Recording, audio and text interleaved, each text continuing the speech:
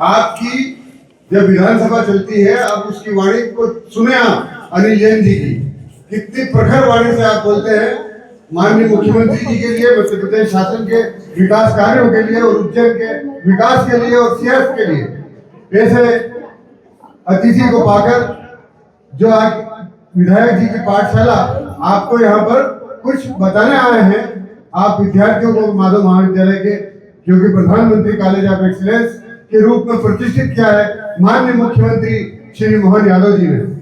हमारे बीच उपस्थित हैं श्री जगदीश पांचाल जी जो महामंत्री है भारतीय जनता पार्टी उज्जैन के, है ना, उनका भी स्वागत किया जाए। हमारे बीच उपस्थित है माधव महाविद्यालय की यशस्वी प्राचार्य प्रोफेसर कल्पना वीरेंद्र सिंह मैडम, उनका भी स्वागत है इस पाठशाला में। हमारे बीच उपस्थित है माधव महाविद्यालय की जन भागीदारी समिति के वरिष्ठ सदस्य श्री लोकेंद्र सिंह जी तोमर, उनका भी स्वागत है। जन भागीदारी समिति की वरिष्ठ सदस्य डॉक्टर भारती वर्मा मैडम का भी स्वागत है। वरिष्ठ प्राध्यापक डॉक्टर अनुपमा उपाध्याय जो कि हमारी चित्रकला विभाग के अध्यक्ष है, पूर्व प्राचार्य हैं, उनका भी स्वागत है। और हमारे महाविद्यालय के जो शिक्षक आज अपनी मूल आदिवासी वेशभूषा में उपस्थित है, राय सिंह जी और उनकी धर्मपत्नी श्रीमती वसंती सोलंकी जो कि शासकीय कन्या उच्चतर माध्यमिक विद्यालय सिंगावदा में पदस्थ है, वो भी यहाँ पर आई है, उनका भी स्वागत है, हार्दिक अभिनंदन। और हमारे जो विद्यार्थियों का भी स्वागत है और आप सबका भी स्वागत है। ये आज जो कार्यक्रम है ये अनौपचारिक कार्यक्रम है, आपसे विधायक जी सीधे सीधे संवाद स्थापित करने आए हैं। वो बताएंगे कि माधव महाविद्यालय में आप लोग पढ़ रहे हैं, इस महाविद्यालय का इतिहास बहुत स्वर्णिम रहा है। इस महाविद्यालय में जो पढ़ के गए हैं वो मुख्यमंत्री तक बने हैं, केंद्रीय मंत्री तक बने हैं, प्रकाश चंद्र सेठी से लेकर, है ना, के सवाई सिंह सिसोदिया तक, और डॉक्टर राजेंद्र जैन से लेकर अनिल जैन कालूहेड़ा तक। तो कुल मिलाकर आपको सीधे सीधे विधायक जी से बात करवाते हैं। विधायक श्री अनिल जैन जी कालूहेड़ा का स्वागत सबसे पहले करेंगे हमारी प्राचार्य डॉक्टर कल्पना Virendra Singh madam.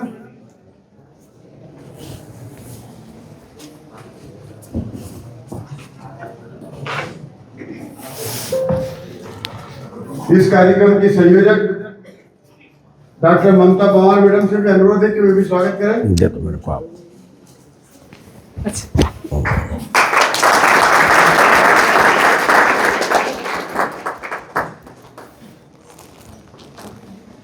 Doctor Anupama Upadhyay madam स्वागत करेंगे विधायक जी का।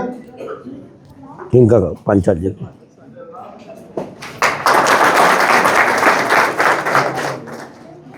प्रशासनिक अधिकारी डॉक्टर अखंड जी से अनुरोध है कि वो जगदीश पांचाल जी का स्वागत करें। हमारे सच्चे अतिथि तो वही है, अतिथि जो होता है जिसकी कोई तिथि नहीं होती, जैसे जगदीश पांचाल जी हमारे अतिथि के रूप में पधारे हैं, उनका स्वागत। हमारे एनसीसी अधिकारी डॉक्टर मोहन निमोले स्वागत करेंगे।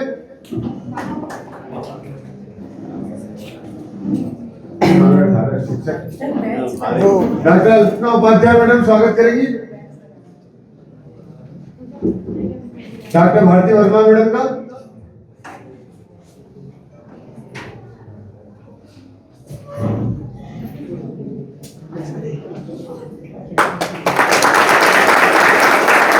डॉक्टर शोभा मिश्रा स्वागत करेंगी। लोकेंद्र सिंह जी का,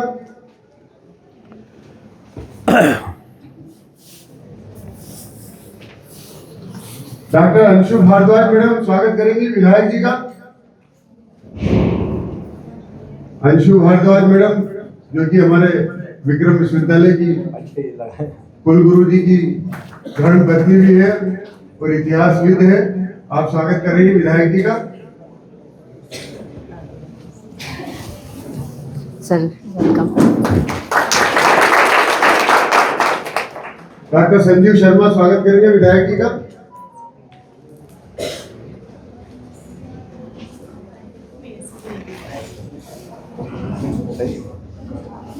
जाओ संजू भाई।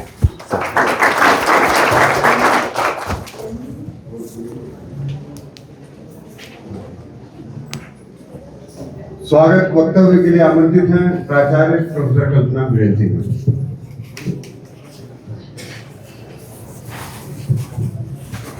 आदरणीय श्री अनिल जैन कालूपुरम विधायक उज्जैन उत्तर, आदरणीय श्री जगदीश पांचाल जी, आदरणीय तोमर साहब, भारती मैडम, अल्पना उपाध्याय मैडम, रायसिंह सोलंकी जी, उनकी पत्नी बसंती सोलंकी जी और दोनों छात्र, और जफर सर जो इस कार्यक्रम का संचालन कर रहे हैं, गहलोत सर जी, आइए सर,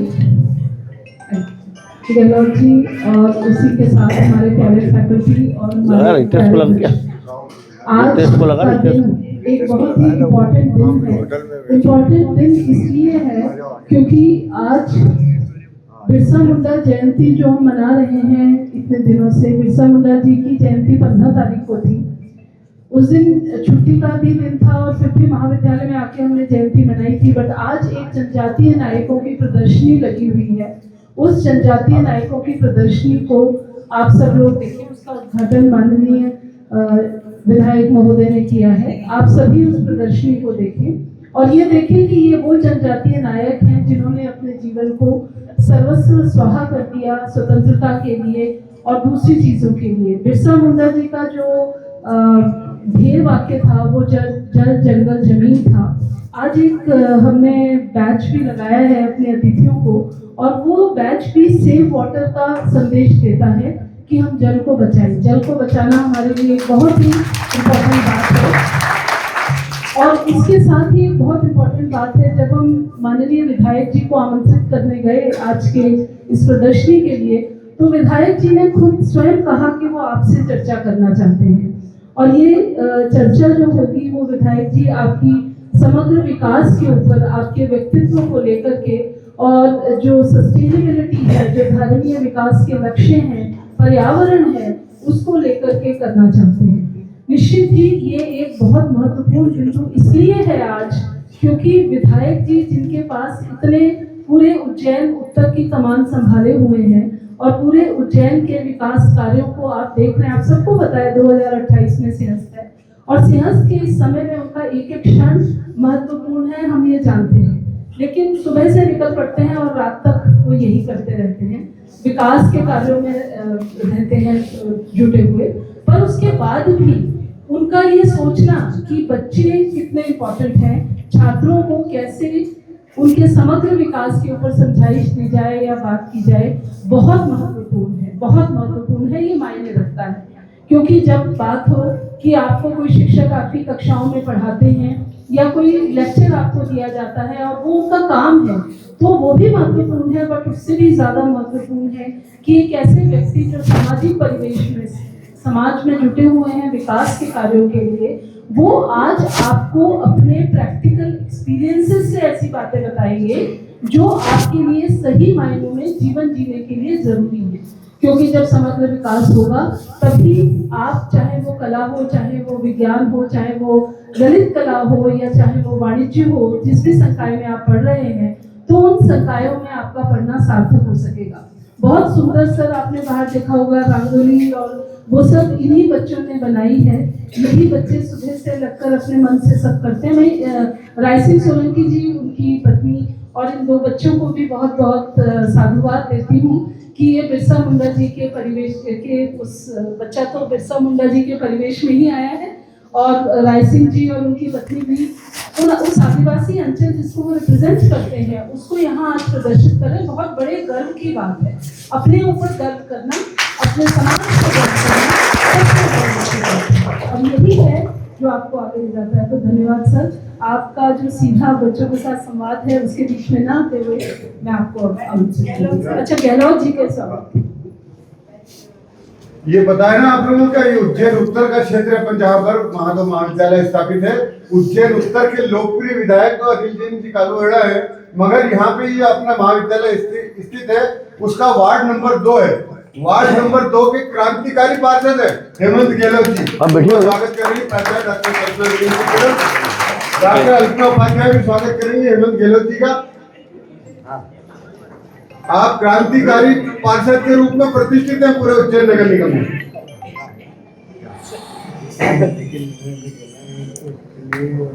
डॉक्टर अल्पना उपाध्याय स्वागत कर रही है।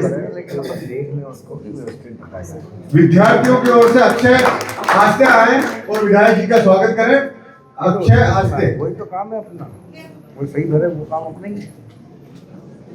विधायक जी का स्वागत कर रहे हैं विद्यार्थियों की ओर से। अक्षय भैया, अखिलेश नाम है। अखिलेश, माननीय विधायक जी, कागज कौन सा है आपके पास? सबके नाम है क्या? चलिए, मेरा आपसे जगदीश जी है, हेमंत जी है। बोलिए भारत माता की, भगवान बिरसा मुंडा की, बाबा महंकाल की। आज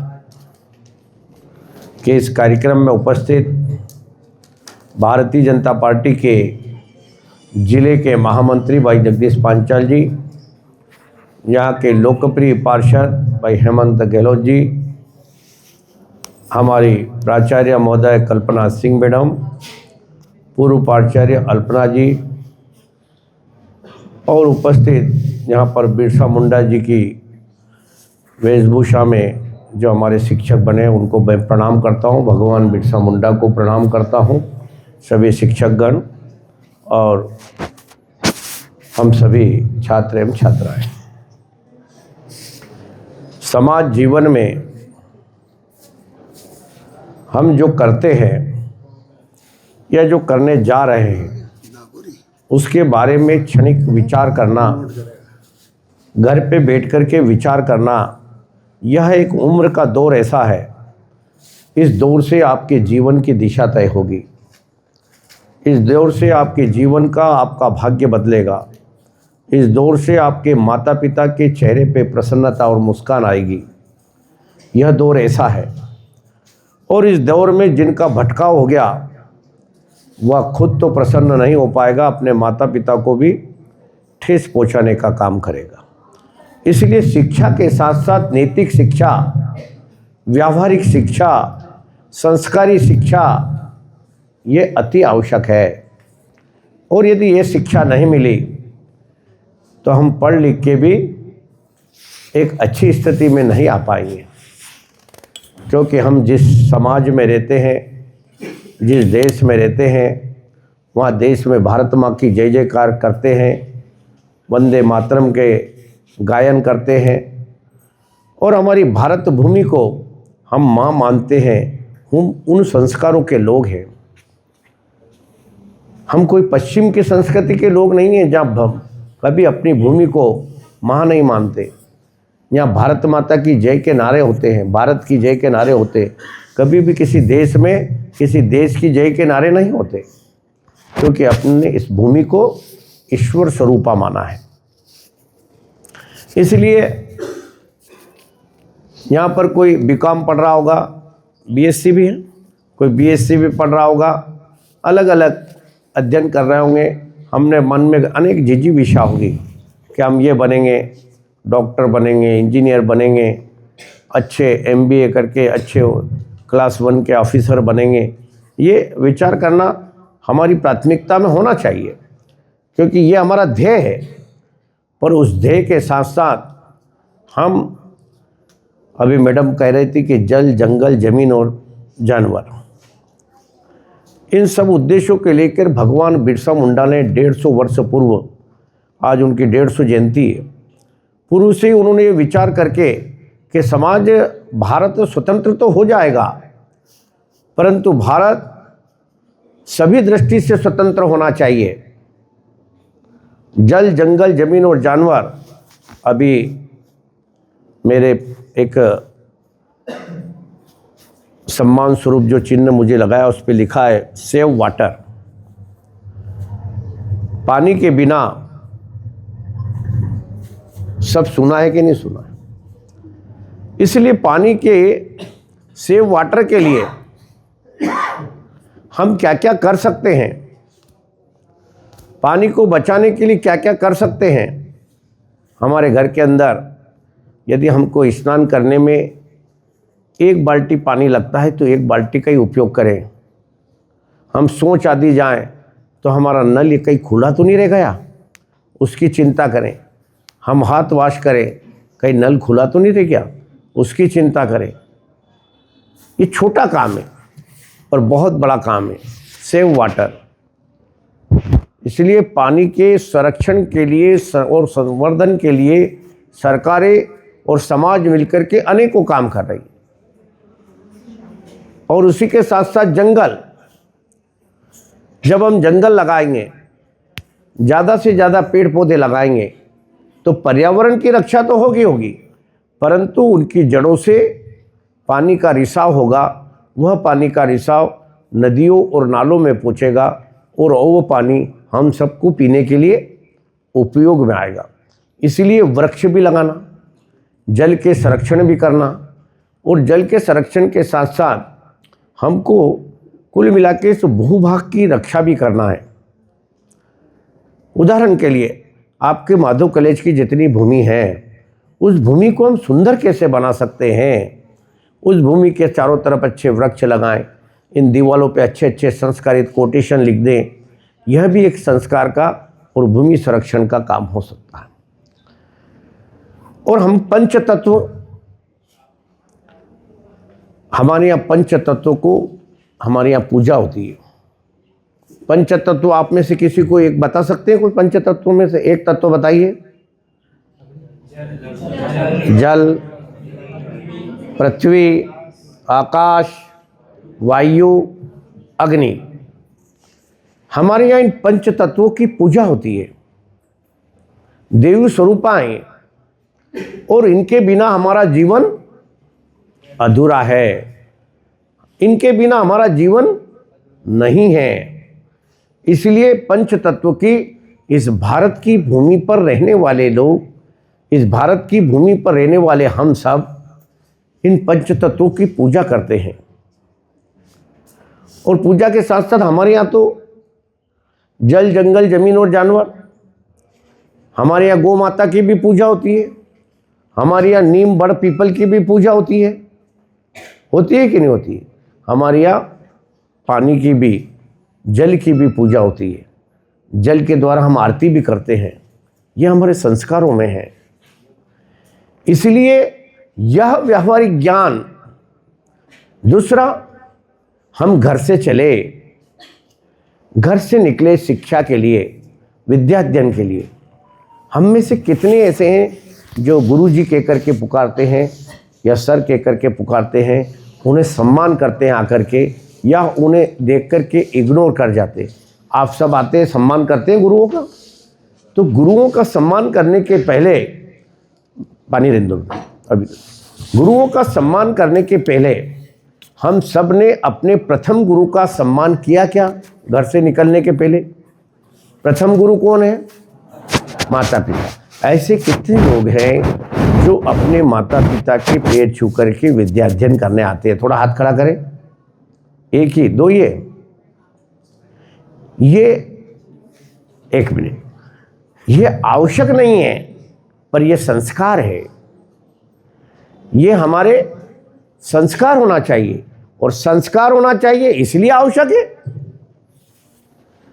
इसलिए माता पिता के यदि पैर अपन पढ़ के या उनका आशीर्वाद लेकर के घर से निकलेंगे तो हमें गौरव की अनुभूति होगी, हमें आत्मबल मिलेगा, हमें साहस मिलेगा, और साहस के साथ साथ हम हर क्षेत्र में आगे बढ़ेंगे।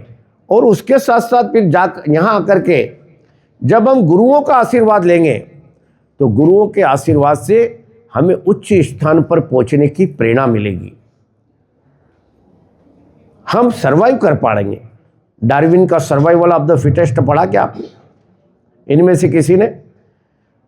बायो के क्लासेस में जो डार्विन का सर्वाइवल ऑफ द फिटेस्ट है। हम समाज में सब रहते हैं, परंतु वही व्यक्ति सर्वाइव करता है जो गुणी होता है, जो संस्कारी होता है, जो अपने गुरुओं का सम्मान करता है, जो माता पिता का आदर करता है, जो समय की कीमत करता है।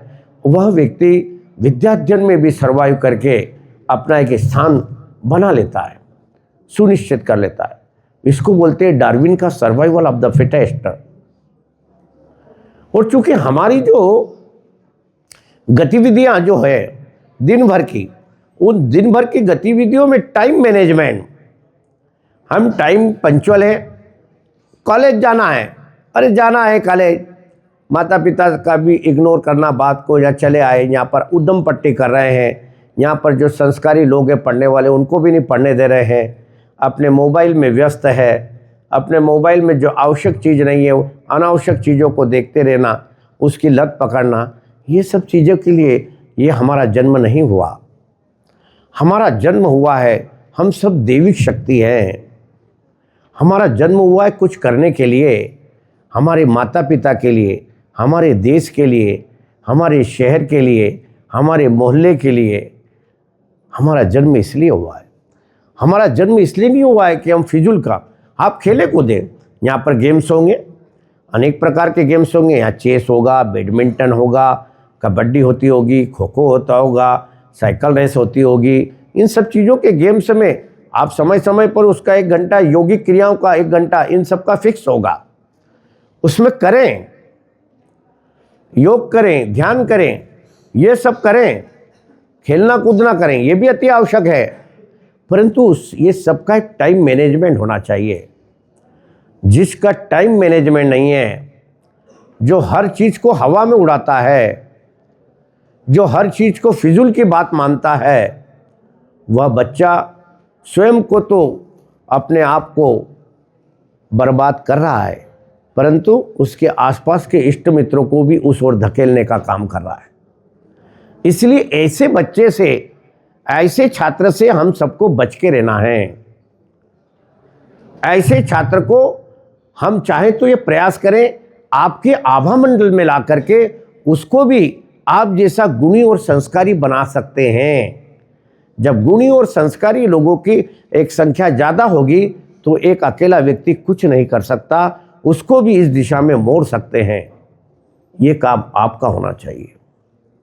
नहीं तो केवल हम विद्या अध्ययन के लिए हैं, हमें बीए पास करना है, हमें बीएससी करना है, हमें बीकॉम करना है, उतने भर से जीवन का मार्ग नहीं निकलता। जीवन के हम प्रत्येक क्षेत्र में आगे नहीं बढ़ सकते। और उसके साथ साथ आजकल एक मोबाइल का ट्रेंड आ गया है, मोबाइल का ट्रेंड, और मोबाइल का ट्रेंड तो इतना भयानक आया है, कई आंकड़े आ रहे हैं लाखों में कि ब्रेन डेड हो गया है। हम आपके सबके छोटे छोटे भाई बहन होंगे, जनरली माता पिता भी काम करते करते मोबाइल पकड़ा देते हैं हाथ में, वो मोबाइल धीरे धीरे देखना सीख जाता है, वो सीख जाता है, उसके बाद वो खेल सीख जाता है, उसमें गेम देखने लग जाता है, उसके एडिक्ट आप सब भी कहीं ना कहीं किसी चीज़ के एडिक्ट हो जाते हैं। मोबाइल के एडिक्ट, कुछ ना कुछ स्टोरी देखना शुरू करी तो वही स्टोरी आती है। हम किसी चीज़ के एडिक्ट ना बने और ना बनने दें, इस बात का भी हमको ध्यान रखना होगा। मोबाइल उपयोग की वस्तु है, मोबाइल दिन भर चलाने की वस्तु नहीं है, मोबाइल सेवा की वस्तु है। मोबाइल घातक ना बने, इसकी ओर ध्यान रखना है। नहीं तो आजकल मोबाइल इतना घातक हो गया है कि हमारी लापरवाही से हमारे माता पिता के पैसे भी चले जाते हैं। आपसे कोई लिंक दब गई तो, आपने किसी का फ़ोन उठा लिया तो इन सारी बातों के लिए अवेयरनेस के साथ साथ हमारे शहर के लिए भी हम कुल मिलाकर के यदि सुबह उठते हैं तो सुबह उठते हैं हमारा हाथ मुंह धो करके, मंजन करके, फ्रेश होके हम घर पे चाय इत्यादि से निवृत्त होके, क्या हम छोटा मोटा योग करते हैं? क्या हम सुबह टहलने जाते हैं? क्या हम सुबह घूमने जाते हैं? क्या यदि किसी खेल में हमारी रुचि है तो उस खेल को खेलने के लिए जाते हैं? क्या उन सब चीज़ को एक बार टाइम मैनेजमेंट जमाइए आप। उसके बाद हमारा स्कूल कब जाना है, हमको मैडम ने कोर्स कितना दिया है, उस कोर्स को हमको टाइम लिमिट में उसी समय पूरा करना है। उस टाइम लिमिट में पूरा करने के बाद जो मैडम ने पढ़ाया है उसको घर जाके रिवाइज़ कर लें। रिवाइज़ यदि आपने कर लेंगे तो आपके दिमाग में वो बात सेट हो जाएगी। और यदि आपने मैडम ने पढ़ाया उस बात को आपने फिर परीक्षा के दिनों में पढ़ा तो वो इतनी जल्दी सेट नहीं होगा, आपके दिमाग में नहीं आएगी। इसलिए जो टाइम मैनेजमेंट करता है वो टाइम मैनेजमेंट, और विशेषकर आपके माता पिता, चूँकि आज आए नहीं, माता पिताओं के लिए भी एक बहुत बड़ी बात कहना चाहता हूँ मैडम, कि माता पिता को भी वर्तमान समय में आज के बालकों का और बालिकाओं का ध्यान रखना अति आवश्यक है। इसलिए भी कि हमारा बच्चा कितनी बजे जा रहा है, हमारी बेटी कितनी बजे जा रही है, कितनी बजे आ रहे हैं, क्योंकि आजकल 3D culture, drug, drink and dance बड़े पैमाने पर समाज में और विशेषकर युवा पीढ़ी में बहुत तेज गति से सर्वाइव हो रहा है। और उस सबको रोकने का एक ही मार्ग है, शिक्षकों का जो दिया गया ज्ञान है वो, और माता पिता के आशीर्वाद के साथ साथ माता पिता की कठोरता को भी आप ज्ञान मानना, आज्ञा मानना। जिन्होंने माता पिता की आज्ञा का पालन कर लिया, वो तो आप में से डॉक्टर, इंजीनियर, वकील सब बन जाएंगे, परंतु जिनने माता पिता को इग्नोर करा वो अपने समय से पहले ही अपने भटकाव की ओर चले जाएंगे। मेरा बात इनडायरेक्ट में आप समझ गए होंगे। इसलिए बेटियों और आप सब बच्चों, आप सबको इस भटकाव के दौर से बचना है। ये भयावह समय रहता है। इस समय हमारे दिमाग में अनेकों प्रकार की उथल पुथल चलती है, और इस भटकाव के दौर से जो बच गया वह तो अपने जीवन को सर्वश्रेष्ठ बनाने में कामयाब होगा, सबसे सर्वश्रेष्ठ प्राप्त कर लेगा। और जो जीवन को इस तरह से भटकाव में ले गया, जो मोबाइल में व्यतीत अपना समय कर रहा है, जो चैटिंग में व्यतीत कर रहा है, जो व्हाट्सएप पे कर रहा है, इंस्टाग्राम पे लगा हुआ है, अत्यधिक लगा हुआ है, फिजूल की बातों में लगा हुआ है, वह सर्वाइव नहीं कर सकता। आप इंस्टाग्राम पे भी डालिए, हमारे शहर में बहुत अच्छी सफाई होती है, हमारे शहर में बहुत अच्छी स्वच्छता का ध्यान रखा जाता है, हमारे शहर के अंदर सिंहस्थ की दृष्टि से अनेकों विकास के काम चल रहे हैं। इंस्टाग्राम पे ऐसे मोबिलाइज करिए। हमारे यहाँ अच्छी शिक्षा, अच्छा विद्या अध्ययन होता है। हमारे यहाँ गुरु सांदीपनी आश्रम में भगवान श्री कृष्ण को 64 कलाओं और 64 विद्याओं का अध्ययन यहीं से प्राप्त हुआ था। यदि एक एक ऐसी चीज़ें अपने इंस्टाग्राम पे डालेंगे जो कि ज्ञानवर्धक होगी, तो हम सबको भी सीखने का अवसर मिलेगा कि नहीं मिलेगा। परंतु आप फिजूल की बातें डालेंगे जो कि यूजलेस है, तो उससे आपका तो समय खराब हो रहा है, आप दूसरे का भी दिमाग खराब करने में भूमिका निभा रहे हैं। इसलिए हमारे घर की भी साफ सफाई हो रही कि नहीं हो रही है, इसकी भी चिंता करना। हम कहीं घूम रहे हैं, हमने आइसक्रीम खाई, वो जो कटोरा रहता है वो हमने रोड पे ही फेंक दिया, नहीं फेंकना। आजकल के वैसे बच्चे बच्चियों पर मेरे को गर्व है कि आजकल माता पिता से ज़्यादा इस मामले में आप लोग अवेयरनेस रख रहे हैं, और माता पिता को बता देते हैं कि डैडी, पिताजी, ये चीज़ वहाँ पर डालना है डस्टबिन में। ये देखने में प्राय आ रहा है। और उसके कारण से क्या हुआ, देश के यशस्वी प्रधानमंत्री जी ने हाथ में झाड़ू उठाई, कई लोग हंस रहे थे, परंतु उसकी परवाह उन्होंने नहीं की। वह झाड़ू इस देश के लिए दर्शन बन गई। वो झाड़ू इस देश के लिए स्वास्थ्य का इंडेक्स, जो हमारा स्वास्थ्य में बीमारी का इंडेक्स बढ़ रहा था, उस बीमारी के रेटिंग को कम करने में एक झाड़ू कामयाब हो गई, एक झाड़ू कामयाब हो गई। इसलिए हम सब ने काउंसलिंग, जो हमारे सर बैठे हैं सभी शिक्षक लोग, समय पर सर काउंसलिंग की आवश्यकता है।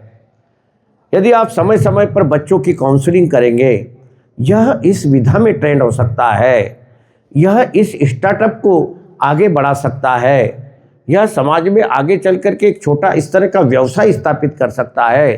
तो उसके लिए किस तरह का विद्या का मार्ग हो सकता है, किस तरह का सब्जेक्ट लिया जा सकता है, उसकी भी काउंसलिंग आवश्यक है। नहीं तो बच्चों ने बोल दिया मुझे कॉमर्स क्यों लेना चाहिए, कॉमर्स करने के बाद आप क्या करना चाहते हैं, बीए ले लिया, बीए करने के बाद आप क्या करना चाहते हैं। उसका मार्ग, जब तक उसका मार्ग तय नहीं होगा बच्चों का भविष्य भी तय नहीं होगा। बच्चों का भविष्य इस स्टेप पे आके तय हो जाता है। भाई कोई पीएससी ज्वाइन करना चाहता है, कोई यूपीएससी ज्वाइन करना चाहता है, उसमें सिलेक्ट होना चाहता है, कोई लेक्चरर बनना चाहता है, कोई शिक्षक बनना चाहता है, कोई सीए बनना चाहता है, सब बनना चाहता है, कोई अच्छा कृषक बनना चाहता है यहाँ से विद्या अध्ययन करके। पर उसके बाद भी अपने छोटे छोटे क्षेत्र में स्टार्टअप के द्वारा वोकल फॉर लोकल, स्व का बोध होना चाहिए कि नहीं होना चाहिए। स्व का बोध का मतलब होता है स्वदेशी। हमें हमारे स्वयं के कामों पर वो गर्व होना चाहिए। हमने ये एक कटोरी एक कागज़ की ये बना दी है, यह स्वदेशी है, यह हमने बनाई है, इस पर हमको गर्व होना चाहिए। ये पेस्ट है, ये हमने बनाया है, ये इस पर गर्व होना चाहिए। अब विदेशी कंपनियों के पेस्ट सुबह सुबह हम वापर लेते हैं, तो इससे हमें स्व का बोध नहीं होता। इसलिए ज़्यादा से ज़्यादा स्व का बोध हो सके, स्वदेशी का उपयोग हम कर सकें, और स्वदेशी का उपयोग करके स्वदेशी के मूवमेंट को हम अपने माता पिता और अपने घरों, अपने मोहल्ले तक उसको पहुंचा सकें। यह होना चाहिए कि नहीं होना चाहिए, होना चाहिए कि होना चाहिए। स्वदेशी वस्तुओं का उपयोग होना चाहिए कि नहीं होना चाहिए। इसलिए स्व का बोध हम सबको होना चाहिए, और स्व का बोध के साथ साथ स्वदेशी का जागरण होना चाहिए। अभी देश में 150वीं वंदे मातरम की हम मना रहे हैं, जयंती को मना रहे हैं। वंदे मातरम भी हमको भारत भूमि के प्रति समर्पण का, भारत को मां मानने का, भारत भूमि को प्रणाम करने का, ये सब बोध कराती, स्मरण कराती और बार बार याद कराते हैं वंदे मातरम कि हमने भारत भूमि को स्वतंत्रता तो दिला दी, पर इस भारत भूमि को कैसे रखना है, कैसे संभालना है, कैसे इस देश के युवाओं को आगे बढ़ाना है। इस देश के युवा भारत की संपत्ति है। भारत की वैभवशाली परंपरा को निभाने में आप सब भविष्य में अपना योगदान देने वाले हो। आपका जैसा दिमाग होगा ऐसा भारत का भविष्य होगा, ऐसा भारत का आईना होगा, ऐसा बढ़ता हुआ भारत दिखाई देगा। देश के यशस्वी प्रधानमंत्री नरेंद्र भाई मोदी जब प्रधानमंत्री बनने के बाद पहली बार अमेरिका की धरती पर गए तो उनने बहुत सारी बातें बोली, परंतु एक बात और बोली उन्होंने कहा पश्चिम के लोग, सीधे सीधे अमेरिका नाम नहीं लिया, पश्चिम के लोग भारत को सपेरों का देश मानते थे, परंतु भारत अब युवाओं के बल पर अपने कंप्यूटर के माउस से दुनिया को हिलाने की ताकत रखता है, दुनिया को हिलाने की ताकत रखता है। ये बात नरेंद्र भाई मोदी ने अमेरिका की धरती पर आगाज करके बोला, और उसी की परिणति यह है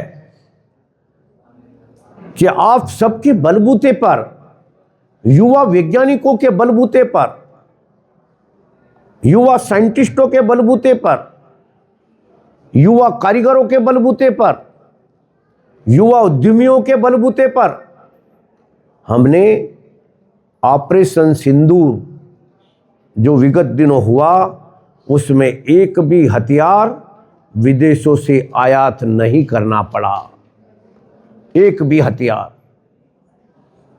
क्योंकि हमें स्व का बोध हो गया है। हम स्वदेशी के अग्रदूत बन गए हैं। स्वदेशी प्लेन बन रहा है, स्वदेशी रेल के डिब्बे बन रहे हैं, स्वदेशी हमारी सुई भी बन रही है, स्वदेशी हमारे जहाज भी बन रहे हैं। कुल मिलाकर के हम सब ने स्वदेशी को आत्मसात करके और स्वदेशी को आत्मसात करके स्वदेशी को अपनाना प्रारंभ किया और स्वदेशी को अपनाना प्रारंभ किया, उसकी परिणति यह हुई कि इस देश के बड़े संघर्ष में भी हमने स्वदेशी का ही उपयोग किया। इसकी परिणति यह हुई कि अमेरिका और अन्य देश में बौखलाहट पैदा हो गई कि इतना बड़ा युद्ध लड़ लिया, हमसे कुछ खरीदा क्यों नहीं गया। तकलीफ यह है, और इस तकलीफ के कारण कई तरह के टैरिफ लगा दिए। फिर भी भारत का युवा, भारत का जनमानस साहस के साथ हर चीज़ का सामना कर रहा है, और भारत के राष्ट्राध्यक्ष, भारत के यशस्वी प्रधानमंत्री नरेंद्र मोदी जी की हौसला अफजाई और उनके कामों की, उनके विचारों की और उनके लगातार इस देश को आगे बढ़ाने के विचारों की प्रशंसा कर रहा है। देश के यशस्वी प्रधानमंत्री नरेंद्र मोदी, मैं तो यहाँ तक कहूँगा, मैं कोई पॉलिटिकल भाषण नहीं दे रहा हूँ, पर आपको इस बात का ध्यान दिला रहा हूँ गुरुजी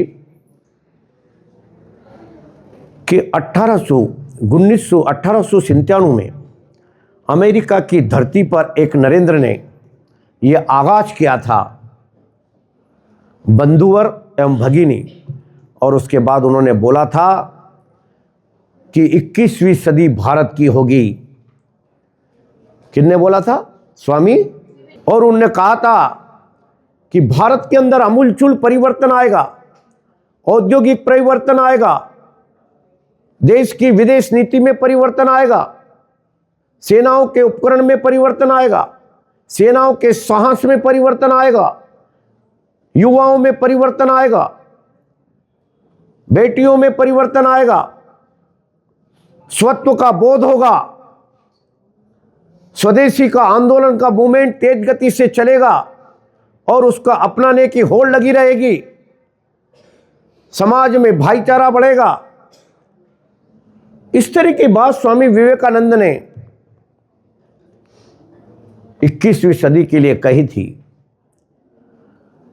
और उनकी वो बात साबित हुई। और नरेंद्र मोदी जी, जो कि भारत के भविष्य बने, भारत के सिरमौर बने, स्वामी विवेकानंद की बात को साकार होते हुए हम देख रहे हैं। कश्मीर से कन्याकुमारी तक, अटक से कटक तक भारत के चौमुखी विकास के साथ साथ भारत के युवाओं को साथ में लेकर के भारत के प्रत्येक क्षेत्रों में, चाहे प्रौद्योगिकी का क्षेत्र हो, चाहे कृषि का क्षेत्र हो, चाहे औद्योगिक क्षेत्र हो, चाहे स्वास्थ्य का क्षेत्र हो, चाहे एजुकेशन का क्षेत्र हो, चाहे इलेक्ट्रिक का क्षेत्र हो, प्रत्येक, चाहे एजुकेशन का क्षेत्र हो, प्रत्येक क्षेत्रों में समानांतर विकास, तेज गति से विकास, अच्छा विकास, पारदर्शी विकास, इन सारी बातों को ध्यान में रखते हुए नरेंद्र भाई मोदी जी ने इस देश को विश्व गुरु, जो हम कहते थे, वह विश्व गुरु बनने की ओर अग्रसर करने का काम देश के यशस्वी प्रधानमंत्री नरेंद्र मोदी जी कर रहे हैं। इस बात का आपको बोध होता है कि नहीं? आप सुनते हैं कि नरेंद्र मोदी जी को? नरेंद्र मोदी जी कई युवाओं से जब बात करते हैं, वो बात आपको सुनना चाहिए, मन की बात सुनना चाहिए। छोटी छोटी बातों को लेकर के देश के यशस्वी प्रधानमंत्री जी ने उसको बड़ा करके समाज में एक नव चेतना और नव जागरण आए, समाज में युवाओं के बीच में क्रांतिकारी काम हो। समाज में हम ग्रामीण क्षेत्र में रहते हैं तो ग्रामीण क्षेत्र में भी नए नए स्टार्टअप खड़े कर सकते हैं। समाज में हम शहरी क्षेत्र में रहते हैं तो शहरी क्षेत्र के नए नए स्टार्टअप हम खड़े कर सकते हैं, आसपास के लोगों को रोजगार दे सकते हैं। हम हमारे शहर और मोहल्ले को स्वच्छ रख सकते हैं, हम हमारे शहर और मोहल्ले को स्वस्थ रख सकते हैं। इन सारी बातों को लेकर के देश के यशस्वी प्रधानमंत्री सदैव सजग रहते हैं। मैं अपनी अंतिम बात कह करके आप सबका ध्यान आकर्षित करना चाहता हूं कि भारत एक ऐसा देश है जो विश्व के सारे देशों को समाहित करने की बात करता है, वसुधैव कुटुंबकम, और इस बात को साबित करने का काम देश के यशस्वी प्रधानमंत्री नरेंद्र मोदी जी ने किया। जब कोरोना आया था, देश में हाहाकार मच गई थी। अब क्या होगा? सब लोग अपने घरों में थे, क्रांतिकारी काम उनने थाली बजाने का काम भी किया, तो पूरे देश ने थाली बजा करके इस बात का संदेश दिया कि माननीय मोदी जी, सारा देश आपके साथ खड़ा है। और मोदी जी ने विश्व के सारे देशों से बातचीत की कि वैक्सीन का निर्माण करना चाहिए। देश के वैज्ञानिकों से बात की, देश के डॉक्टरों से बात की, देश के इंजीनियरों से बात की। देश के युवा वैज्ञानिकों ने कहा कि ऑनरेबल प्राइम मिनिस्टर सर, हम वैक्सीन को 4 माह में तैयार कर देंगे। आश्चर्य की बात है, पोलियो का टीका 21 साल में नहीं बन पाया था। कितने साल में? 21 साल में नहीं बन पाया था, परंतु जिस नेतृत्व, ताकतवर नेतृत्व नरेंद्र मोदी जी के नेतृत्व में इस देश के युवाओं ने 4 महीने में वैक्सीन दे दिया। और 4 माह उनकी ट्रायल हुई, और ट्रायल होने के बाद 9वें महीने 10वें महीने में आप सबके घरों में वैक्सीन पहुंच गया। परंतु यही नहीं रुके, हम वसुधैव कुटुंबकम की बात करते हैं। 121 देशों से अधिक देशों को भारत के यशस्वी प्रधानमंत्री जी ने, हम सब एक हैं, मानवता के लिए हम काम कर रहे हैं, और मानवता के लिए काम कर रहे हैं तो हम किसी देश को, हम इस स्वास्थ्य के मामले में मानवता को हम विभाजित नहीं कर सकते। इसलिए 121 से अधिक देशों में वैक्सीन पहुंचाने का काम उसी समय प्रारंभ कर दिया जिस समय हमको वैक्सीन लगना प्रारंभ हो गया था। और विश्व के अनेक देशों ने मना कर दिया कि पहले हम हमारा देश देखेंगे। यह है भारत की भूमि, यह है भारत भूमि का लाल, देश के यशस्वी प्रधानमंत्री नरेंद्र भाई मोदी। यह है भारत भूमि के हम सब लोग जो कि विश्व को एक मानते हैं। हम मानवता में विश्वास करते हैं, हम मानवता के पुजारी हैं। और जब मानवता के पुजारी हैं तो वो कैसे बनेंगे? अपने माता पिता के आशीर्वाद से, गुरुओं के सम्मान से, अपने व्यवहारिक गुणों से, अपनी मीठी वाणी से, अपने तेज काम से, और तेज काम के बलबूते पर, हम अपनी विद्या अध्ययन के बलबूते पर, अपने खेल के बलबूते पर, अपनी बौद्धिक क्षमता के बलबूते पर अपने आप को विकसित करते हुए, इस राष्ट्र का अच्छा नागरिक बनाते हुए, राष्ट्र की सेवा में अपने आप को समर्पित करते हुए राष्ट्र के विकास में आप सब लोग सहयोगी साबित होंगे। आज के इस अवसर पर यहाँ की प्राचार्य मैडम को मैं बहुत बहुत धन्यवाद देता हूँ कि इन युवाओं से मुझे संवाद करने का अवसर प्राप्त हुआ। बहुत बहुत धन्यवाद।